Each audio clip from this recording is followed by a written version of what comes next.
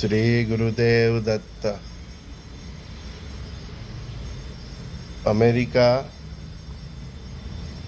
Canada એ લોકો પરનો જે મારો વિડીયો છે, ઓસ્ટ્રેલિયા, ગઈકાલ રાત સુધી જોયું તો 29,000 લોકોએ જોયો.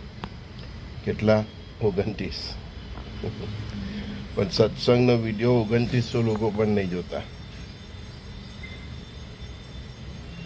સત્સંગમાં જોડાશો તો આવનારા મહાપ્રલયના તાપમાંથી કેવી રીતે બચવું એનો માર્ગ તમને મળશે. તો તમારા મિત્રો સગાનું ભલું ઈચ્છતા હો તો એ બધાને આ ચેનલ સાથે જોડો. ચેનલ સબસ્ક્રાઈબ કરાવો, જે કરાવવું હોય તે કરાવો, પણ એમની સુધી આ નિત્ય સંદેશ પહોંચે એવું કરો. કારણ કે જ્યારે મહાકાલ એના ફાઇનલ સ્ટેજ પર આવી જશે ત્યારે આપણે કંઈક એવું આપવા જવાના છે ભગવાનની કૃપાથી કે એમનો બચાવ થાય, આપ સર્વનો બચાવ થાય. ત્યારે ભગવાન જે પ્રેરણા કરશે એવો કોઈ મંત્ર, એવી કોઈ દિશા સૂચન આપીશું જેથી આપ શ્રી સર્વેનું કલ્યાણ થાય. તો આપ આપણા મિત્રો સગાઓ સર્વેનું કલ્યાણ ઈચ્છતા હોય તો એ લોકોને પણ કહેજો કે આ ચેનલ સબસ્ક્રાઈબ કરે. એક મિત્રએ માએ કહ્યું મને કે સંજયભાઈ તમે આવું કહો એટલે આજે આ કહું છું. બાકી હું ક્યારેય કહેતો નથી કે ચેનલના મેમ્બર્સ વધારો, સબસ્ક્રાઈબ કરો. હું કેવળ મારો વોટ્સઅપ નંબર આપું છું 7405323000. પણ એમનું કહેવાનું એવું છે કે ચેનલની સાથે મેક્સિમમ લોકો જોડાય અને એ લોકોનું કલ્યાણ થાય. તમે એ ભાવનાથી જ વિડીયો બનાવો છો તો એકાદ વાર એમ કે આવી તમે રજૂઆત કરજો એવી નમ્ર વિનંતી છે. સખાઓની વિનંતી પણ આપણે સાંભળવી પડે. આજે તમને કીધી છે. રહી વાત આપણે અમેરિકા, કેનેડા, ઓસ્ટ્રેલિયાના 2 વિડીયો બનાવ્યા. 29,000 અને બીજા એક વિડીયોમાં 5,000 વ્યૂઝ છે. એટલે એટલા લોકો સુધી તો આપણો સંદેશ પહોંચ્યો છે. ભગવાન એ સર્વેનું કલ્યાણ કરે, એને માર્ગ બતાવે અને સમય પહેલાં સજ્જ થવાય એવી એમને પ્રેરણા મળે. ઘણા એવું પૂછે કે શું તાત્કાલિક ચાલ્યો આવો? ભાઈ, તમને કોઈને એમ નથી કહેતા કે તાત્કાલિક ચાલ્યા આવો, પણ એવો એક ડર પણ છે કે તમને જો તાત્કાલિક નહીં બોલાવ્યા અને કોઈક એવી ઘટના ઘટી ગઈ કે તમે પાછા પણ નહીં આવી શકો અથવા આવવા માટે તમારે સંઘર્ષ કરવો પડે તો તે પણ એક દુઃખનું કારણ બનશે. કારણ કે પરિસ્થિતિ જેવી નિર્માણ થવા જવી રહી છે. બધાને શંકાઓથી ને શંકાને કારણે અમુક લોકોએ અમુક પ્રકારની કોમેન્ટ્સ પણ કરી કે એવું કંઈ થતું હશે કે ફલાણું દીકનું. ઘણા શબ્દો છે જેમને આપણો આ ચેનલનો અનુભવ નથી ને પહેલી વાર આવ્યા છે તો એમને શંકા કુશંકા રહે, બરાબર ને. જે લોકો વર્ષોથી જોડાયેલા છે મારી સાથે એમને ખબર જ છે કે પરમાત્માની કૃપાથી શંકા કરવાનું કોઈ પ્રશ્ન જ નથી હોતો. હજુ તો આ વિડીયો ચાલુ જ છે અને એના બીજે દિવસે પણ આપણે એક સંદેશ મૂક્યો છે કે મંગળનું ઋષિ રાશિમાં બ્રહ્માંડ, બરાબર. તેમાં પણ મારો એક શબ્દ છે કે એવી પરિસ્થિતિઓ આકાર લઈ શકે કે આપણે અણુ પરમાણુ શસ્ત્રોનો ઉપયોગ થતો પણ જોઈ શકું કે એટલી હદે અત્યારના વર્તમાનના જે પરિસ્થિતિ છે વોરોની એટલી હદે જઈ શકે છે. હવે આ પરમાત્માના શબ્દો છે કુદરતી બોલાઈ ગયા છે. જે લોકોએ આખો વિડીયો સાંભળ્યો હશે તેમને આ શબ્દ ખ્યાલ હશે કે મેં એક જગ્યાએ કહ્યું જ છે કે વિશ્વની પરિસ્થિતિ એવી નિર્માણ થઈ શકે છે કે વિશ્વ પરમાણુ યુદ્ધ, અણુબોમ્બના ઉપયોગ તરફ જઈ શકે છે. એની નજીકના પણ કોઈ બોમ્બનો ઉપયોગ કરી શકે છે. અને પરમ દિવસે 1 જૂને યુક્રેને રશિયા પર એવો હુમલો કર્યો છે જે દ્વિતીય વિશ્વયુદ્ધ વખતે જાપાને અમેરિકાના દેશ પર કર્યો હતો. પર્લ હાર્બર જેવો હુમલો, એટલો ભયાનક હુમલો યુક્રેને હવે રશિયા પર કર્યો છે. ને એની કમ્પેરિઝન અમેરિકાના પર્લ હાર્બર પરના જે હુમલા છે જાપાને કરેલા, અને પછી ક્રોધમાં આવીને અમેરિકાએ જાપાનની ઉપર 2 અણુબોમ્બ નાખેલા, બરાબર. એવી સેમ પરિસ્થિતિ, એટલી તીવ્રતા, એટલી હદની યુદ્ધનો વળાંક આવી ગયો છે. ને આપણે 2 દિવસ પહેલાં જ કહ્યું પરમાત્માના શબ્દો ને કે ભાઈ એવી પરિસ્થિતિ થઈ શકે કે વિશ્વ યુદ્ધ તો ફેલાઈ જ જાય, પણ અણુયુદ્ધ, પરમાણુ યુદ્ધ પણ થઈ શકે. અત્યારે એવી શંકા, એવી જ પરિસ્થિતિ નિર્માણ થઈ ગઈ છે. રશિયા કઈ રીતે એનું જવાબ આપે છે તે જુઓ. હવે એના જવાબમાં યુરોપ પણ આવી જાય, કારણ કે બધા એમાં મદદ કરે જ છે, બરાબર. અમેરિકા પણ આવી જાય તો પરમાત્માના જે શબ્દો છે કે આપણા એનઆરઆઈ લોકોએ કંઈથી પહેરેલે કપડે પાછું આવવું પડે, તો તે દિશામાં જ આ પરિસ્થિતિ આવી શક્યા. તો નસીબદાર અમે તો એટલી હદે જોઈ શકીએ છીએ, ભગવાનની કૃપા છે. ઘણા પૂછે છે ક્યાં લખેલું છે, આનો કયો આધાર છે? ભાઈ, ઋષિઓ, સૂફી સંતો ને એની સાથે જોડાયેલા વ્યક્તિનો કોઈ આધાર નથી હોતો. એ ઋષિ પરંપરામાં જીવવું પડે, અને પરમાત્માની કૃપાથી હજારો લાખોમાં એકાદ માણસની આ પસંદગી થતી હોય, અને જે સમાજને અને વિશ્વને દિશા અને દશા બતાવતા હોય. એ જ આધારે હું આ બોલું છું. તમને શ્રદ્ધા લાગે તો ઠીક છે, નહીં શ્રદ્ધા લાગે તો પણ કંઈ નહીં.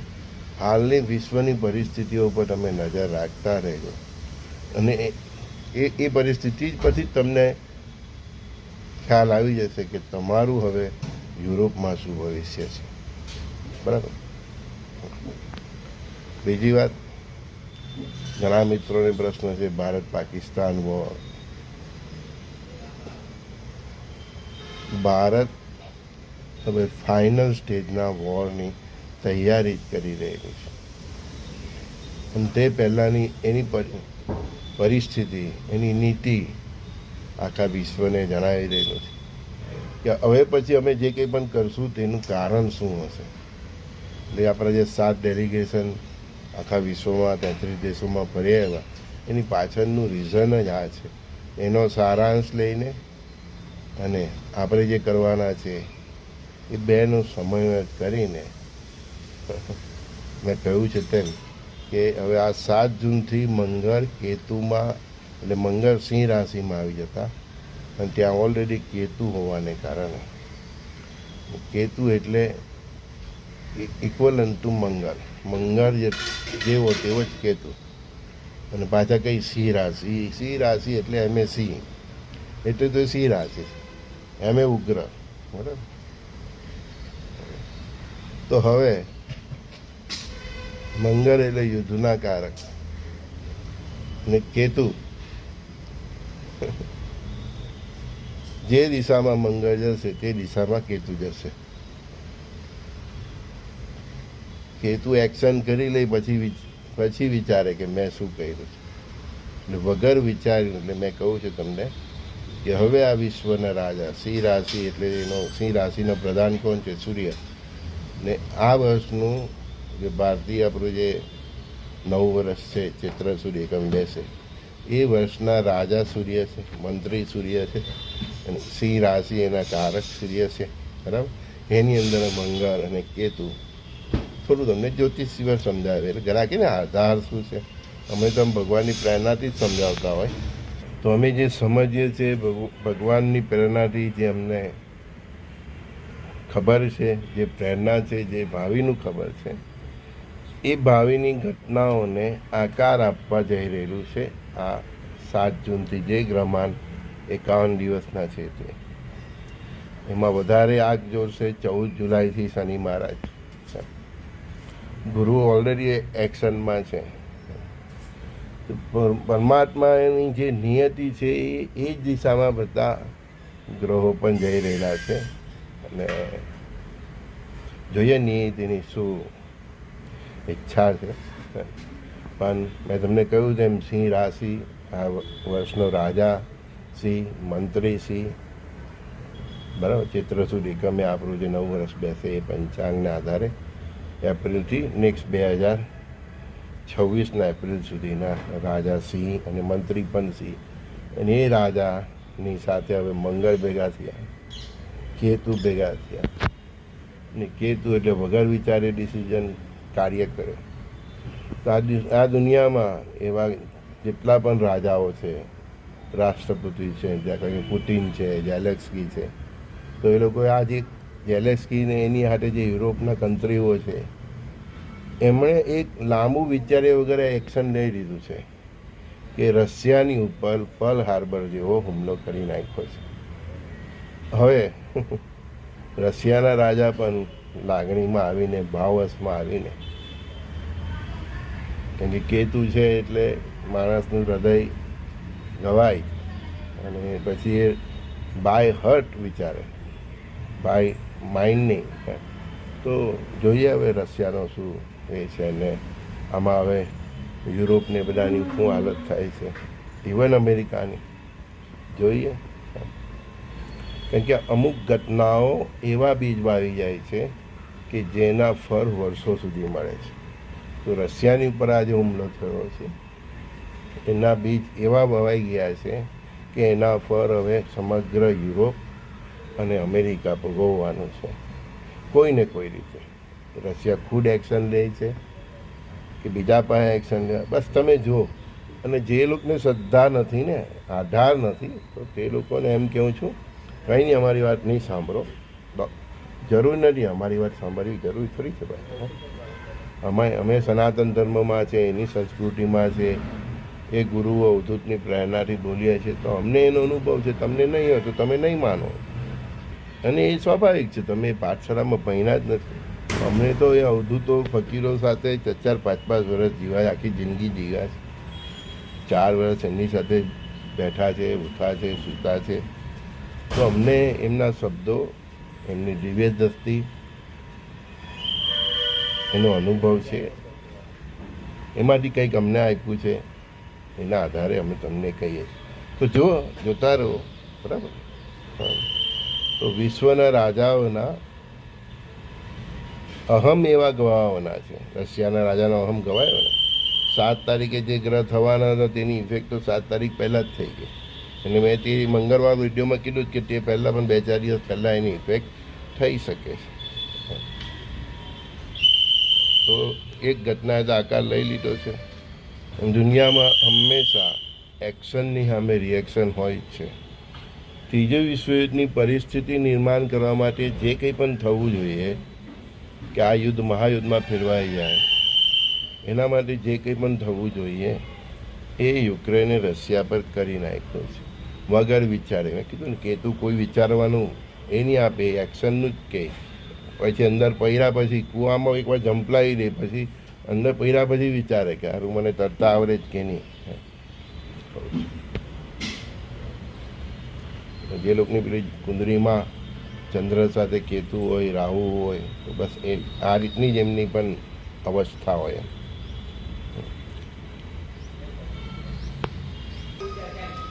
રહી વાત ભારત પાકિસ્તાનની, બસ તો એક જગ્યાએ તો હળગું છે વગર વિચારે. હવે આપણે જ્યાં આજથી જ કહે તો આજથી આ 51 દિવસ એટલે કે જુલાઈના અંત સુધી તમે જુઓ કે આ વાંદરાઓ પણ કંઈક કૂદકા મારે છે. કારણ કે જેની પાસે સંયમ છે, આધ્યાત્મિક જેનું જીવન છે, એ રાષ્ટ્ર થોડુંક આ ગ્રહોના પ્રભાવમાં ઓછો આવી શકે. એ વિચાર કરે એમ થોડોક પણ કે હું આ કરીશ તો એનું શું. અને ભારત સરકાર અત્યારે બધી પરિસ્થિતિઓનો વિચાર કરીને તૈયારી કરી રહ્યું છે કે આપણે પાકિસ્તાન સાથે વોર કરીશું તો દેશની અંદર આપણા ગદ્દારો છે તે ઊભા થશે, અમુક આપણા રાજ્યો છે તેમાં બરવા થશે, બોર્ડર પર આપણે લડવાનું આવશે. તો મલ્ટીપલ વોર અને મલ્ટીપલ સિચ્યુએશનની તૈયારી ભારત સરકાર કરી રહી છે. રાષ્ટ્રના વડા છે, પ્રજાનું પણ વિચારવું પડે. પણ હવે આ લોકો એવું કંઈક કરશે જ, પરિસ્થિતિ જેવી છે એના આધારે કહીએ છીએ. બીજું કે આપણા હાથે આ બધું થવાનું છે એ તો વિધાતાના વિધાન છે જ કે હવે પીઓકે લઈશું, બલુચિસ્તાનને આઝાદ કરીશું, પાકિસ્તાનના ટુકડા કરીશું, પછી બાંગ્લાદેશના બધા કસ્બાઓ બનાવી દઈશું નાના નાના, ને પછી ચીન પણ લપેટમાં આવે તો એની હાલત એ જ થવાની, ને તુર્કીને પણ એ જ થવાની. તો આટલા ફ્રન્ટનો વિચાર કરીને ભારત સરકાર તૈયારી કરી રહેલું છે એવું મારું અંતરાત્મા કહે છે. હવે આ લોકો આ 51 દિવસમાં 7 જૂનથી 51 દિવસમાં આ વાંદરાઓ શું ભૂચકો મારે છે, આપણા દેશમાં એવી શું ઘટનાઓ ઘટે છે, ને પછી સરકાર આપણી જે એક્શનમાં આવશે ને સમય પણ એવો છે તો જુઓ, વેઇટ એન્ડ વોચ. તો આ બધી પરિસ્થિતિઓના આધારે જ હું કહું છું, યુરોપની પરિસ્થિતિઓના આધારે પણ જે એ લોકોને આપણા એનઆરઆઈ મિત્રો છે એમને કહ્યું, કોઈને ગમ્યું કોઈને નહીં ગમ્યું, સ્વાભાવિક છે કારણ કે વર્ષોથી એ કલ્ચરમાં રહેલા છે. આપણા સંસ્કૃતિ અને સંસ્કારો અને આપણા સાધુ સંતોનો અનુભવ નહીં હોય તો એટલો જલ્દી વિશ્વાસ નહીં આવે. અને જેને વિશ્વાસ આવે એને સમજવાનું કે એનો કોઈનો કોઈ પગ આપણી સંસ્કૃતિમાં છે અને આ શબ્દોનું મહત્ત્વ આપે છે.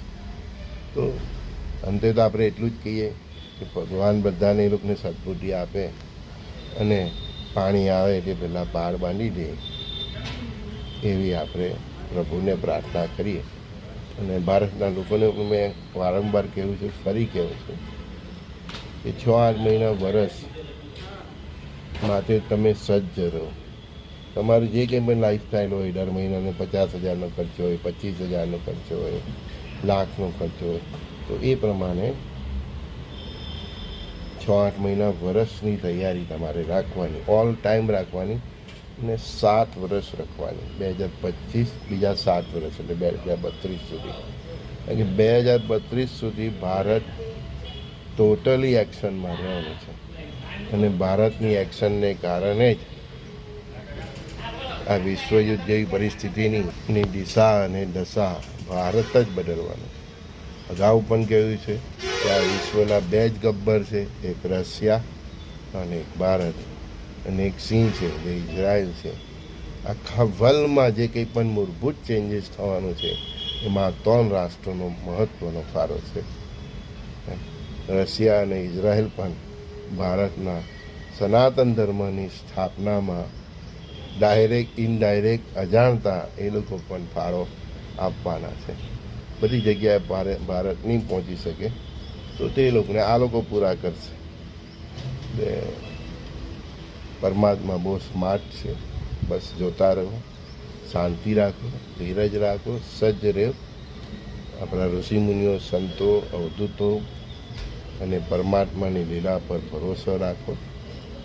અને ભરોસો જેમને નહીં હોય એ વિશ્વની પરિસ્થિતિઓ પર ધ્યાન રાખે અને એ પરિસ્થિતિઓને ધ્યાન રાખીને પોતાનો જીવનનો નિર્ણય લે. એ બધાને ગુડ લક. બરાબર. તો ચાલો ત્યારે મળીએ. સંજય બોડીવાલાના સખાઓને, સર્વ મિત્રોને ફરીથી પ્રાતઃકાલે મારા પ્રણામ. ગુરુદેવ દત્ત. નિત્ય જોડાયેલા રહેજો. નહીં જોડાવું તમારી ઈચ્છા.